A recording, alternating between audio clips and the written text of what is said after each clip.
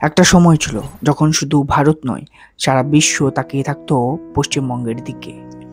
এখানকার চিন্তাধারা, সাহিত্য, বিজ্ঞান সবই ছিল বিশ্বমান। একটি জাতির স্বপ্নের কেন্দ্রবিন্দু ছিল পশ্চিমবঙ্গ। 1925 সালের বাংলা মানেই বুদ্ধিভিত্তিক ভারতের রাজধানী। সেই সময় পশ্চিমবঙ্গের নাম শুনলেই সারা বিশ্ব যেসব জিনিসগুলি মনে করত, রবীন্দ্রনাথ ঠাকুরের শান্তিনিকেতন, জগদীশচন্দ্র বসুর বৈজ্ঞানিক গবেষণা, সত্যেন্দ্রনাথের কোয়ান্টাম থিওরি, নেতাজির রাজনৈতিক দর্শন, স্বাধীনতার পথরেখা লেখা হচ্ছিল বাংলার মাটিতে। কলকাতা বিশ্ববিদ্যালয় ছিল এন্টায়ার এশিয়ার 2 নম্বর সম্মানিত শিক্ষক প্রতিষ্ঠান। কিন্তু সময় বদলালো। একটি স্বপ্নভরা রাজ্য ধীরে ধীরে হারাতে শুরু করলো তার আলো। লক্ষ লক্ষ মানুষের রিফিউজি ক্রাইসিস, অর্থনীতি ধসে পড়া, শিল্পের শুরুর ভাঙন। যুব সমাজের একটি বড় অংশ রাজনীতি ও সহসংহিতার ঘূর্ণিতে ঢুকে গেল। শিক্ষা, গবেষণা, বিজ্ঞান সবই থমকে গেল। উন্নয়নের চেয়ে বেশি অরাজকতা বড় হয়ে উঠল। কাজের চেয়ে বেশি ধর্মঘট শুরু হলো। রাজ্যকে আর কেউই সেফ ইনভেস্টমেন্ট ভাবতে পারল না। বাংলার সবচেয়ে মেধাবী ছেলেমেয়েরা, ডাক্তার, গবেষক, ইঞ্জিনিয়ার একে একে রাজ্য ছাড়তে শুরু করলো।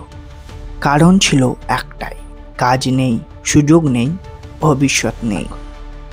2025 সালে পশ্চিমবঙ্গ, রঙিন রাজনীতি, কানা ঘুষ আর বেকারত্বের ভার আর অবিশ্বাসে ভরা একটি রাজ্য।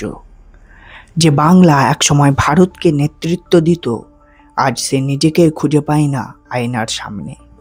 বারবার সরকার বদল, বিরোধী রেষারেষি, সহসংহিতা, শিল্পের পতন এবং নতুন বিনিয়োগ না আসা, দুর্নীতি, অপদার্থতা এবং দায়িত্বহীনতা একে একে বাংলাকে শেষ করে দিল।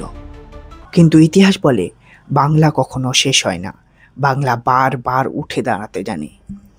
কারণ এখানে একটা জিনিস কখনো মরে না, সেটা হলো মেধা। যে মেধা বাংলার মাটির শিরায় শিরায় লুকিয়ে আছে।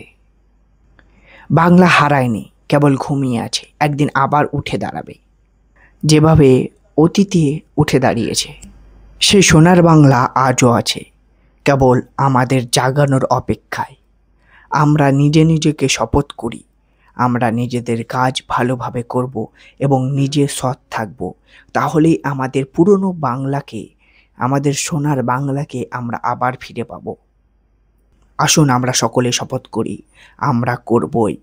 আমরা আমাদের বাংলার ইতিহাসকে এভাবে হেরে যেতে দেব না।